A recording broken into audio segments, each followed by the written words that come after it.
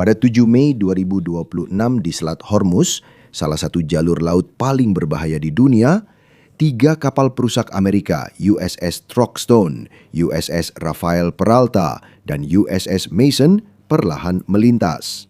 Dari pantai Iran, para komandan IRGC diam-diam mengamati pergerakan kapal-kapal tersebut menggunakan sistem pengawasan dan teropong. Menurut mereka, kapal-kapal Amerika itu tampak berada dalam posisi terbuka.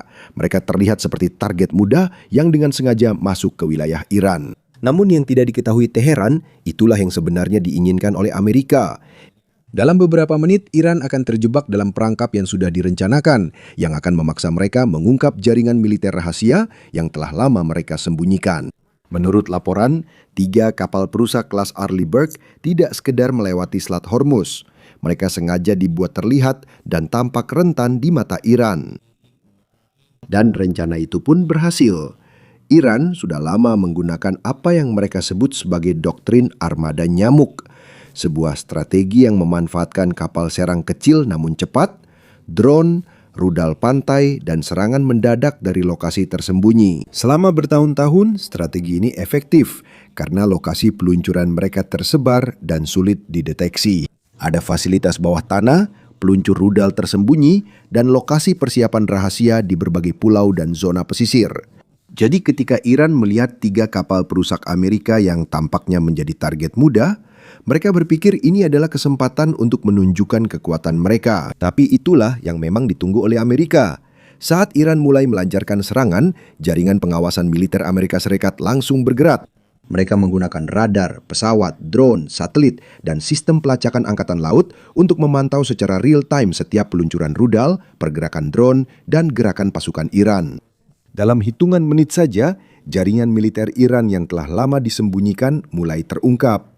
Militer AS berhasil mengidentifikasi berbagai posisi peluncuran dan fasilitas pendukung di dekat Pulau Qesem, Bandar Abbas, Bandar Kamir, dan Sirik. Menurut laporan, beberapa peluncur rudal pantai, fasilitas drone, lokasi penempatan kapal serang cepat, kapal penabur ranjau, gudang senjata, dan pusat logistik terkena serangan. Sementara tidak ada satupun orang Amerika yang terkena, disitulah kejadian sebenarnya menjadi jelas. Selama beberapa dekade, strategi militer Iran didasarkan pada penyembunyian, serangan mendadak, sistem bawah tanah, dan taktik serangan berkerumun agar musuh kesulitan membalas. Namun kali ini, justru serangan mereka sendiri yang membuka rahasia mereka. Sementara Amerika merekam setiap gerakan pasukan Iran secara real-time menggunakan drone, satelit, pesawat radar, dan sistem angkatan laut, mereka dengan cepat mempelajarinya. Mereka dapat mengidentifikasi dan menargetkan bagian penting dari jaringan tersebut sebelum sempat memindahkan peralatan. Ini bukan sekadar pertempuran biasa. Pertarungan yang sebenarnya adalah tentang informasi, pengawasan, dan waktu. Bagi Iran, Selat Hormuz sangat penting karena merupakan sumber utama daya tawar mereka dalam perdagangan minyak global dan pelayaran internasional. Jadi setelah insiden ini, banyak analis percaya bahwa beberapa kemampuan yang telah mereka bangun selama puluhan tahun menjadi melemah. Faktanya, menurut laporan menunjukkan jejak kebakaran dan kerusakan masih terlihat pada citra satelit di dekat Selat Hormuz dan Oman setelah pertempuran sengit melawan kapal serang cepat Iran. Dan sekarang, satu pertanyaan menghantui banyak pengamat militer. Apakah ini awal dari konfrontasi yang lebih besar di Teluk Persia? Atau apakah ini hanya pesan yang jelas dari Amerika bahwa mereka mampu menghancurkan strategi yang telah dibangun Iran selama puluhan tahun? Namun meskipun operasi Amerika di Selat Hormuz berhasil, hampir tidak ada yang berubah dalam pembicaraan perdamaian. Faktanya, menurut beberapa analis, situasinya justru menjadi semakin rumit. Sejak gencatan senjata dimulai, Amerika Serikat terus-menerus memberikan konsesi untuk mendorong Iran kembali ke meja perundingan. Washington berharap bahwa mungkin Iran juga benar-benar ingin mengakhiri ketegangan dan setuju pada sebuah kesepakatan yang dapat diterima oleh kedua belah pihak. Namun, alih-alih melunakkan posisi Teheran, justru sebaliknya yang terjadi. Para hardliner di dalam Iran malah semakin berani. Dan disinilah situasi menjadi semakin kacau, karena menurut laporan, tampaknya ada perebutan kekuasaan internal yang sedang terjadi di dalam pemerintahan Iran itu sendiri. Di satu sisi, ada IRGC atau Garda Revolusi Islam, faksi militer yang dikenal agresif dan keras dalam hal kebijakan luar negeri. Di sisi lain, ada pemerintahan sipil Iran yang dikabarkan lebih terbuka terhadap pembicaraan diplomatik dan kemungkinan kompromi. Menurut laporan New York Post kemarin, sementara gencatan senjata yang sangat rapuh antara Amerika dan Iran masih berlangsung, pengaruh kuat garda revolusi tetap ada di dalam negeri. Dan karena hal ini, pembicaraan mediasi dengan Amerika Serikat menjadi semakin rumit. Ada beberapa kelompok yang ingin melanjutkan pembicaraan untuk menghindari perang yang lebih besar. Namun, ada juga faksi yang percaya bahwa Iran tidak boleh mundur dan mereka justru harus terus memberikan tekanan terhadap Amerika. Jadi sampai sekarang, arah Iran masih terpecah. Beberapa hari yang lalu, seluruh dunia masih menunggu jawaban resmi dari Iran atas proposal terbaru yang dikirimkan oleh Amerika Serikat. Tapi menurut beberapa pengamat, ini sebenarnya bukan kesepakatan damai sepenuhnya.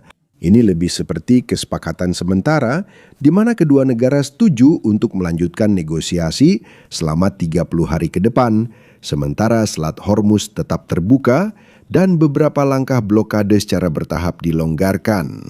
Inilah nota kesepahaman yang dikirim Amerika kepada Iran beberapa hari yang lalu. Dan kemarin adalah batas waktu yang ditetapkan untuk Teheran memberikan jawaban. Presiden Donald Trump sendiri yang mengonfirmasi bahwa mereka sedang menunggu tanggapan resmi dari Iran sebelum hari berakhir. Namun seiring berjalannya waktu, situasinya semakin aneh karena sampai sekarang belum ada jawaban yang jelas. Tidak ada konfirmasi dari Amerika, tidak ada pernyataan resmi dari Iran, dan bahkan Pakistan yang merupakan salah satu negara yang mungkin membantu upaya mediasi juga tidak mengeluarkan detail yang jelas. Iran tidak mengatakan ya, tapi mereka juga tidak mengatakan tidak.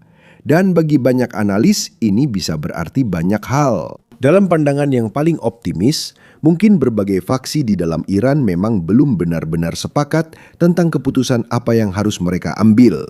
Mungkin ada yang ingin menerima proposal tersebut, sementara yang lain ingin melanjutkan ketegangan. Namun ada juga interpretasi yang lebih mengkhawatirkan. Mungkin Iran diam-diam telah menolak proposal Amerika. Seperti dalam percakapan biasa, kadang-kadang jika tidak ada balasan, itu sendiri sudah menjadi jawaban. Dan saat ini, itulah bagian paling menarik dari situasi ini. Karena sudah lebih dari 12 jam berlalu sejak seharusnya Iran memberikan jawaban. Namun semua pihak tetap diam. Semakin lama keheningan berlangsung, semakin banyak pertanyaan yang muncul. Apakah Iran benar-benar masih mempertimbangkan keputusannya atau ada langkah yang lebih besar yang menunggu di balik keheningan ini? Dan menurut laporan, ada satu lagi pernyataan penting dari Presiden Trump yang dikeluarkan kemarin yang semakin meningkatkan ketegangan di seluruh wilayah. Menurut Presiden Donald Trump, jika Iran tidak merespons atau benar-benar menolak Memorandum of Understanding, itu hanya berarti satu hal. Proyek yang mereka sebut Project Freedom akan kembali. Dan jika itu terjadi, operasi Amerika yang lebih agresif di Selat Hormuz akan dimulai lagi. Artinya, kapal perang AS Serikat akan kembali melakukan keluar masuk tanpa henti di Teluk Persia sambil mengawal kapal kargo dan kapal tanker minyak untuk memastikan kelancaran arus perdagangan dan minyak di kawasan tersebut. Singkatnya, Amerika ingin memastikan bahwa salah satu jalur pelayaran terpenting di dunia tetap terbuka meskipun Iran menentang. Namun menurut Trump, kemungkinan yang terjadi bukan hanya sekadar kembalinya Project Freedom. Ada yang akan mengatakan freedom karena ada hal-hal yang tidak terjadi. Tapi bagi mereka, Project Freedom Plus. Dia menyebutkan bahwa ini bahkan bisa menjadi Project Freedom Plus, yang berarti operasi yang lebih luas dan lebih berat dengan menggunakan sistem militer lain dan aset dukungan tambahan. Dan disinilah pembicaraan menjadi semakin menarik. Karena sementara Amerika menunjukkan bahwa mereka siap untuk kembali beroperasi kapan saja, banyak juga cerita berbeda yang muncul tentang mengapa Project Freedom tiba-tiba dihentikan pada awalnya. Menurut pernyataan resmi dari Gedung Putih, operasi ini awalnya ditangguhkan sebagai isyarat niat baik agar Iran diberi kesempatan untuk mempertimbangkan proposal Amerika dan kembali ke meja perundingan. Itu sangat jelas tentang topik-topik yang bersedia mereka negosiasikan dan sejauh mana serta konsesi apa yang bersedia mereka berikan. Ini adalah salah satu konsesi yang telah dibuat oleh Amerika Serikat sejak gencatan senjata dimulai. Jadi jika Iran benar-benar tidak menjawab, atau jika diketahui bahwa mereka secara langsung menolak kesepakatan itu, hampir pasti operasi akan dilanjutkan kembali. Namun ada satu narasi lagi yang lebih diam-diam menyebar di media Amerika. Dan ini adalah bagian yang lebih sensitif. Menurut beberapa laporan, Arab Saudi dan Bahrain dikabarkan tidak senang ketika Amerika Serikat mengumumkan Project Freedom tanpa terlebih dahulu berkonsultasi langsung dengan mereka. Karena realitas situasi, Amerika tidak bisa melakukan operasi angkatan laut sebesar itu tanpa dukungan dari negara-negara Teluk.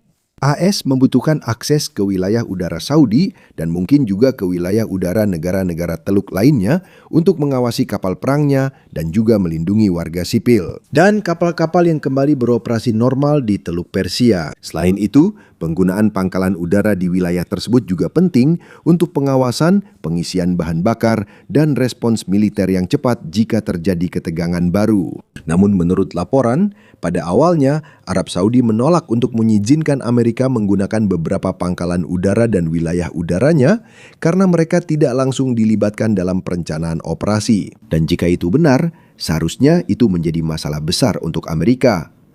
Namun hanya sehari setelah laporan itu keluar, tampaknya Arab Saudi mengubah arah. Dikabarkan terjadi perubahan posisi secara tiba-tiba. Pada akhirnya, pemerintah Arab Saudi juga setuju untuk mengizinkan Amerika menggunakan pangkalan mereka, terutama jika tujuannya adalah untuk menjaga Selat Hormuz tetap terbuka. Dan itu sebenarnya tidak mengherankan, karena hampir semua negara di kawasan Teluk ingin Selat Hormuz tetap terbuka, semua kecuali Iran. Karena bagi Teheran, blokade Amerika terasa seperti perlahan-lahan mencekik ekonomi mereka. Semakin lama ketegangan berlangsung, semakin berat pula dampaknya bagi warga Iran biasa. Menurut laporan, inflasi tahunan di Iran sudah mencapai 50%. Bahkan yang lebih paras, inflasi harga makanan dikabarkan sudah melewati 100%. Artinya, harga makanan hampir 2 kali lipat setiap tahun. Nilai rial Iran juga terus menurun. Ini sudah mencapai rekor terendah. Dan sementara krisis ekonomi semakin parah, banyak warga Iran yang mampu pergi sudah mulai memindahkan uang mereka ke luar negeri. Karena bagi banyak orang, mereka sudah tidak yakin lagi apa yang akan terjadi selanjutnya. Dan ada satu perkembangan lagi yang semakin membuat orang khawatir. Baru-baru ini, kehakiman Iran menyita lebih dari 200 properti dari orang-orang yang mereka tuduh menentang negara. Bahkan tanpa sidang publik atau dengar pendapat yang jelas. Saat krisis ekonomi semakin parah, semakin banyak warga Iran yang kehilangan usaha, pekerjaan, dan tabungan. Sementara pemerintah semakin putus asa mencari uang. Bersamaan dengan itu, seorang anggota parlemen Iran menjadi yang pertama mengakui sejak perang dimulai pada 28 Februari bahwa pemimpin tertinggi Iran terluka dalam gelombang pertama serangan. Menurut pejabat tersebut, tempat kerja dan rumah Ayatollah Mujtaba Husseini Khamenei sendiri yang menjadi target. Ia dikabarkan sedang berada di tangga saat misil meledak. Ia mengalami cedera di lutut dan punggung, namun ia menegaskan bahwa luka-lukanya hanya ringan dan kondisinya dikabarkan baik-baik saja. Namun banyak analis yang meragukan karena hingga saat ini belum ada video atau rekaman suara dari pemimpin tertinggi. Sementara pejabat Iran lainnya dan komandan IRGC bebas bepergian dan tampil di depan publik di tengah gencatan senjata. Karena itu, kecurigaan beberapa orang semakin kuat bahwa kondisi pemimpin Iran sebenarnya lebih parah daripada yang diakui pemerintah.